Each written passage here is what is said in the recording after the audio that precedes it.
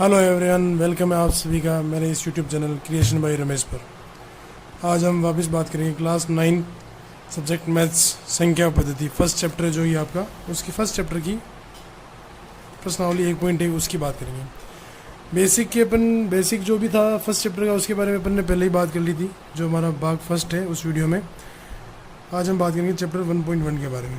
पहला क्वेश्चन है, क्या शून्य एक परिमेय संख्या है? क्या इसे P/Q के रूप में लिखा जा सकता है, जहाँ P और Q पूर्णांक है और Q नॉट इक्वल्स टू 0?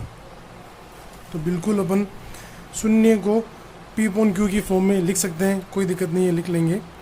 और शून्य एक परिमेय संख्या है, तो जी हाँ, शून्य एक परिमेय संख्या है। हाँ, शून्य एक परिमेय संख्या है।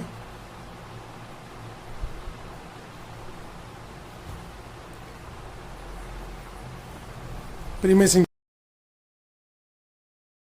इसे क्योंकि इसे संख्या रेखा पर निरूपित किया जा सकता है, प्रदर्शित किया जा सकता है, इसलिए यह क्या होगी, परिमेय संख्या होती है। हम जब संख्या रेखा बनाते हैं 0, -1, -2, 1, 2, इसलिए इसे 0 को संख्या रेखा पर निरूपित किया जा सकता है, इसलिए क्या होगी, एक परिमेय संख्या होगी। और बात करें इसको P/Q के फॉर्म में निरूपित करने की, तो इसके कुछ उदाहरण है।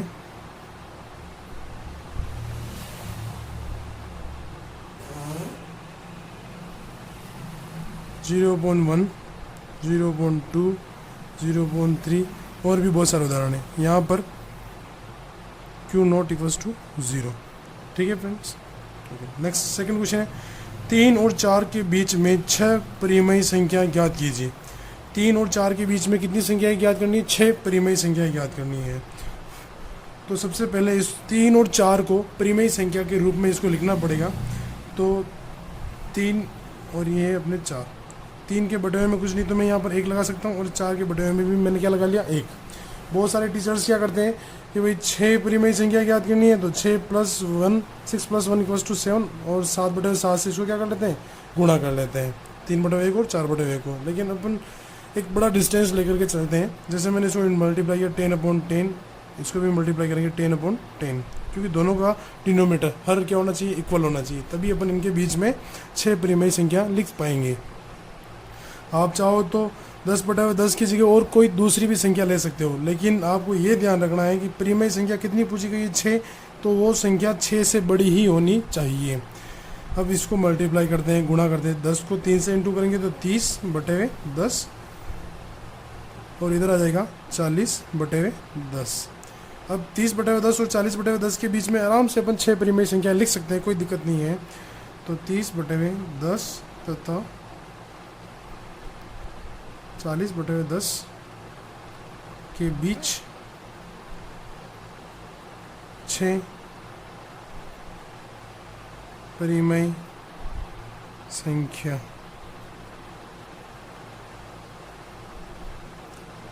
31/10, 32/10, 33/10, 34/10, 35/10, 36/10। 1 2 3 4 5 6 परिमेय संख्या अपन ने लिख ली, कोई दिक्कत नहीं है।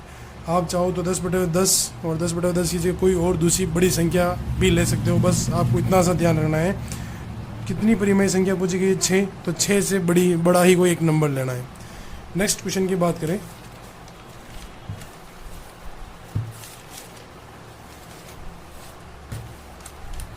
क्वेश्चन नंबर 3, 3/5 और 4/5 के बीच में 5 परिमेय संख्याएं ज्ञात कीजिए। तो सेम सेकंड क्वेश्चन में जैसे अपन ने किया था उसी तरीके से अपन इसको भी सोल्व करेंगे।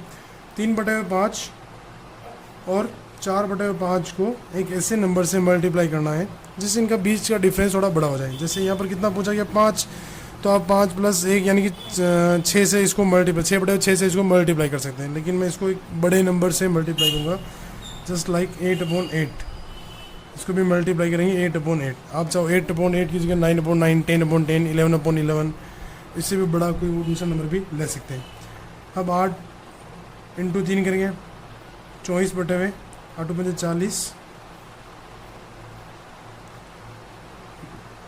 32 बटे हुए 40। अब 24 बटे हुए 40 तथा 32 बटे हुए 40 के बीच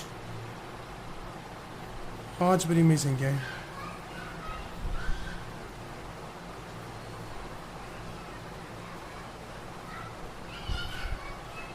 पच्चीस बटे हुए 40, 26 बटे हुए 40, 27 बटे हुए 40, 28 बटे हुए 40, 29 बटे हुए 40। हो गई अपने पास 5 परिमेय संख्या मैंने लिख ली है। क्वेश्चन नंबर 4 है, नीचे दिए गए कथन सत्य हैं या असत्य, कारण के साथ अपने उत्तर दीजिए। प्रत्येक प्राकृत संख्या एक पूर्ण संख्या होती है। तो प्राकृत संख्या कौन सी होती है, मैंने पहले ही बता दिया है मैंने सबके बारे में। प्राकृत संख्याएं होती है अपने 1, 2, 3, 4, 5, 6 डैश डैश डैश इनफाइनाइट अनंत तक। और पूर्ण संख्याएं होती हैं 0, 1, 2, 3, 4, 5, 6 डैश डैश इनफाइनाइट। अब पूछा गया है अपने को प्रत्येक प्राकृत संख्याएं, ये सभी प्राकृत संख्याएं एक पूर्ण संख्या होती है। तो ये देखो, एक पूर्ण संख्या का ही एक क्या होता है, एक पार्ट होता है। ये पूरा क्या है, इसी का एक पार्ट है, ठीक है ना। तो ये इसका क्या होगा, सत्य। और कारण भी अपन ने बता दिया, सभी प्राकृत संख्याएं पूर्ण संख्या का ही एक भाग होती है। दूसरा, प्रत्येक पूर्णांक एक पूर्ण संख्या होती है। अब प्रत्येक पूर्णांक क्या होती है, एक पूर्ण संख्या होती है या नहीं होती है वो बताना है। तो पूर्णांक की बात करें तो पूर्णांक +- 1, 0, +- 1, +- 2, +- 3, +- 4 इनफाइनाइट अनंत तक के जो नंबर्स होते हैं, प्लस और माइनस दोनों ही जो नंबर्स होते हैं वो सभी क्या होते हैं, पूर्णांक होते हैं। और क्या होते हैं, ये सभी पूर्णांक क्या होते हैं, पूर्ण होते हैं या नहीं होते हैं, पूर्ण संख्या होती है नहीं होती। तो पूर्णांक अपन ने अभी भी लिखा ऊपर, पूर्ण संख्या 0, 1, 2, 3, 4, 5 अनंत तक। अब इसमें ये पूर्ण संख्याओं में सिर्फ प्लस के नंबर ही आते हैं, जो माइनस के नंबर्स होते हैं वो इसमें नहीं आते हैं, इसलिए ये क्या होगा, असत्य होगा। पूर्णांक के अंदर प्लस और माइनस दोनों ही प्रकार के नंबर्स आते हैं, लेकिन पूर्ण संख्या में सिर्फ प्लस के ही नंबर्स आते हैं, इसलिए क्या होगा, असत्य होगा। प्रत्येक परिमेय संख्या एक पूर्ण संख्या होती है।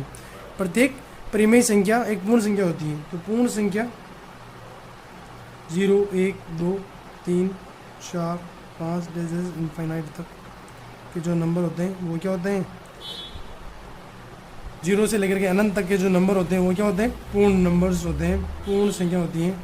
और परिमेय संख्याएं होती हैं वो कुछ भिन्न में होती है, जैसे कि 1/2, 3/4 और भी बहुत सारी होती हैं। अब क्या पूर्ण संख्याओं में किसी भी प्रकार की भिन्न आती है क्या, नहीं आती है। तो प्रत्येक परिमेय संख्या, सभी परिमेय संख्या एक पूर्ण संख्या होती है क्या, तो कभी नहीं हो सकती है, इसलिए असत्य है। नेक्स्ट क्वेश्चन है, ये आपकी प्रश्नावली 1.1 कंप्लीट हो चुकी है। अब प्रश्नावली 1.2 की बात करते हैं।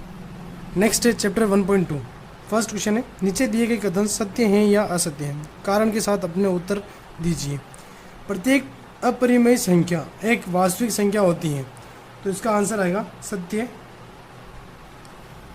क्योंकि वास्तविक संख्या में सभी प्रकार की संख्याएं आती हैं। तो अपरिमेय संख्या भी एक वास्तविक संख्या का ही एक भाग है।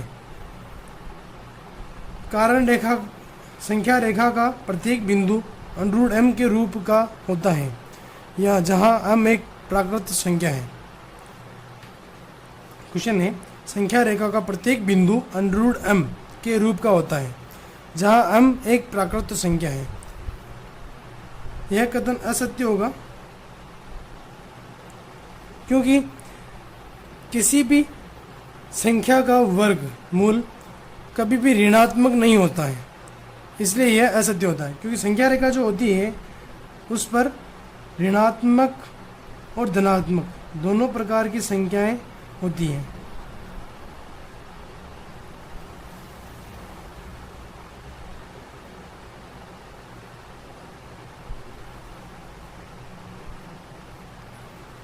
किसी भी संख्या रेखा पर धनात्मक और ऋणात्मक दोनों प्रकार की संख्याएं होती हैं। अब किसी भी संख्या का अपन जब वर्गमूल करते हैं, किसी भी संख्या का जब अपन वर्गमूल करते हैं तो उसका आंसर ऋणात्मक आने का या माइनस में आने का, तो माइनस में आना तो पॉसिबल ही नहीं होता है। तो ये माइनस की जो सभी संख्याएं हैं वो कहाँ गई, इसलिए ये कथन पूरा का पूरा असत्य होगा।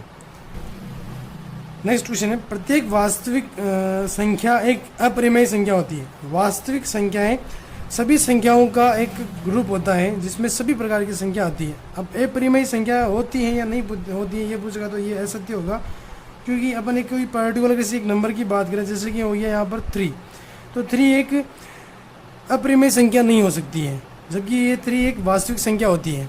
तो इसलिए कथन क्या होगा, असत्य होगा। क्या सभी धनात्मक पूर्णांकों के वर्गमूल अपरिमेय होते हैं? यदि नहीं तो एक ऐसी संख्या के वर्गमूल का उदाहरण दीजिए जो एक परिमेय संख्या है। धनात्मक पूर्णांकों के वर्गमूल अपरिमेय होते हैं। तो पूर्णांक कौन से होते हैं? पूर्णांक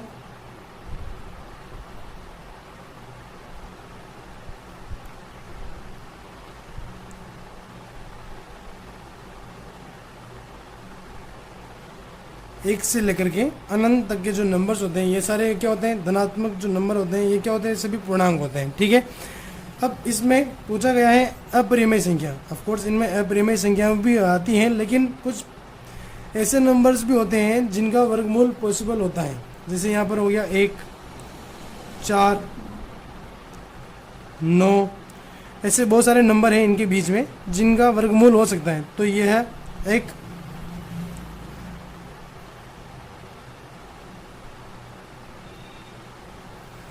तो यह कहना सही नहीं होगा कि धनात्मक पूर्णांकों के वर्गमूल अपरिमेय होता है। तो इसका आंसर आ जाएगा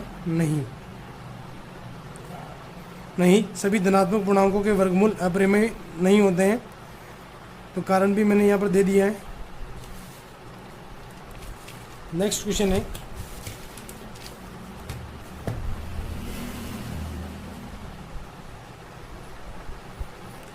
दिखाइए कि संख्या रेखा पर √5 को किस प्रकार निरूपित किया जा सकता है। 2 तरीके से कर सकते हो आप इसको, क्वेश्चन को हल। पहला तरीका जो शॉर्ट में होता है वो बता रहा हूँ। संख्या रेखा बनानी है आपको। एक संख्या रेखा पर यहाँ आ गया आपके -1, 0, 1, 2, 3, 4। अब यहाँ पर मैं संख्या रेखा पर 2 इकाई या 2 सेंटीमीटर आप ले सकते हो, यहाँ तक कि मैं इसकी दूरी ले रहा हूँ। और एक इस दो इकाई पर अपन एक क्या बनाएंगे, लंब खींचेंगे। एक लंब बनाया जिसकी दूरी होगी 1 इकाई या 1 सेंटीमीटर, आप इसको बोल सकते हो। अब इस शून्य वाले पॉइंट से इस 1 इकाई वाले की पॉइंट को अपन मिलाएंगे। इस प्रकार अपन को एक क्या बनता है, त्रिभुज प्राप्त होता है। इस प्रकार अपन को क्या प्राप्त होता है, एक त्रिभुज प्राप्त होता है। यहाँ पर अपन लगाएंगे पाइथागोरस प्रमेय लगाएंगे। पाइथागोरस प्रमेय क्या होती है, कर्ण स्क्वायर बराबर आधार स्क्वायर प्लस लंब स्क्वायर। कर्ण स्क्वायर अपन को फाइंड करना है, तो यहाँ पर कर्ण स्क्वायर को एज इट इज रखेंगे अपन बराबर आधार स्क्वायर क्या है, 1 इकाई और 2 इकाई। अपन ने कितनी डिस्टेंस ली, 2 इकाई की डिस्टेंस ली, तो यहाँ पर 2 का होल स्क्वायर प्लस लंब क्या है, 1 लिया है अपन ने, 1 इकाई लिए, तो यहाँ 1 का स्क्वायर। कर्ण स्क्वायर बराबर 2 का स्क्वायर कितना हो जाएगा, 4 प्लस 1 का स्क्वायर कितना होता है, 1। कर्ण स्क्वायर बराबर 4 और 1 कितना हो गए, 5। अब कर्ण की वैल्यू चाहिए तो अपन स्क्वायर को ट्रांसफर करेंगे, इधर आ जाएगा आपके √5। और अपन को भी किसकी वैल्यू चाहिए, √5 को इस संख्या रेखा पर निरूपित करना है। यानी ये वाला जो पॉइंट है ये किसको निरूपित करता है, √5 को। अब इसको अपन √5 को संख्या रेखा पर कैसे बनाएंगे, तो उसके लिए आपको एक प्रकार लेना पड़ेगा जिसमें आप पेंसिल लगा लीजिएगा 0 या शून्य वाले पॉइंट को, और इसको आप पेंसिल से मिलाना है और फिर एक चाप काटना है।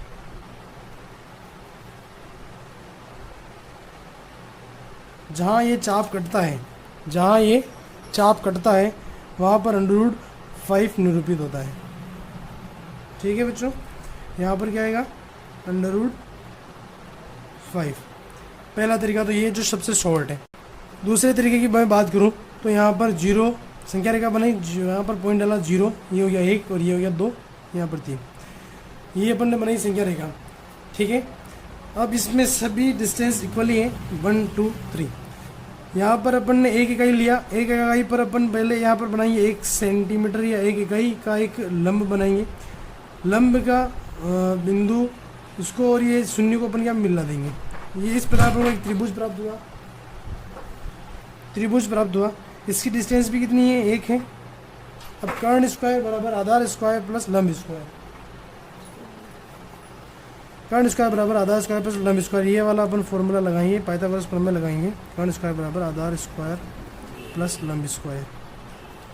कर्ण स्क्वायर फाइंड करना है, इसको ऐसे कैसे लिखेंगे, बराबर आधार स्क्वायर, यानी यहाँ से यहाँ तक की डिस्टेंस कितनी है 1 सेंटीमीटर या एक इकाई होल स्क्वायर प्लस ये लंब कितना 1 स्क्वायर।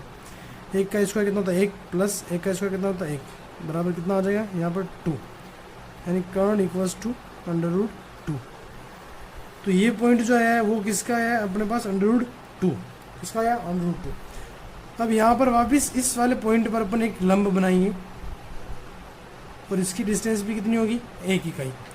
अब इस वाले पॉइंट को वापस पुनः इससे मिलाएंगे, 0 से मिलाएंगे।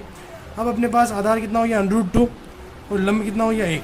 वापस का पाइथागोरस प्रमेय लगाएंगे और इसको सोल्व करेंगे, तो ये हो गया फर्स्ट सेकंड टाइम इसको सोल्व करेंगे तो कर्ण की वैल्यू आपके पास आएगी, मैं डायरेक्टली बता रहा हूँ। चलो कर्ण स्क्वायर बराबर यहाँ पर डायरेक्ट आधार कितना हो जाएगा √2 का स्क्वायर प्लस लंब स्क्वायर कितना हो जाएगा 1 का स्क्वायर। √2 की वैल्यू कितनी हो जाएगी 2 प्लस 1 की वैल्यू कितनी हो जाएगी 1, कितनी वैल्यू है इसकी 3। √ हटेगा तो यहाँ से कितना आ जाएगा कर्ण इक्वल्स टू √3, यानी इसकी वैल्यू कितनी आ गई अपने पास √3।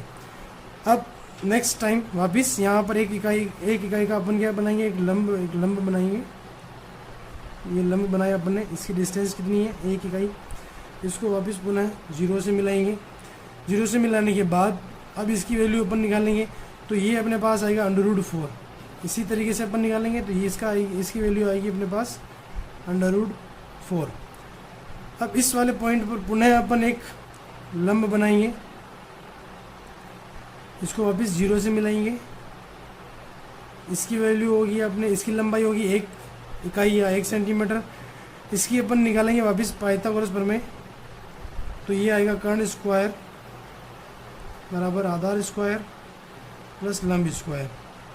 आधार कितना है √4 प्लस लंब कितना है 1 का स्क्वायर। √4 की वैल्यू कितनी हो जाएगी 4 प्लस 1 की वैल्यू 1, 4 प्लस 1 कितना हो जाते हैं 5। कर्ण स्क्वायर इक्वल्स टू 5, कर्ण स्क्वायर इक्वल्स टू √5। अब ये अपने पास क्या वैल्यू आ चुकी है √5। ठीक है बच्चों, अब वापस पुनः आपको पेंसिल और प्रकार खोलना है और वापस इसको मिलाने के बाद एक चाप काटेंगे। ये मैंने मिला लिया 0 से और इसको, और अपन एक चाप काटेंगे।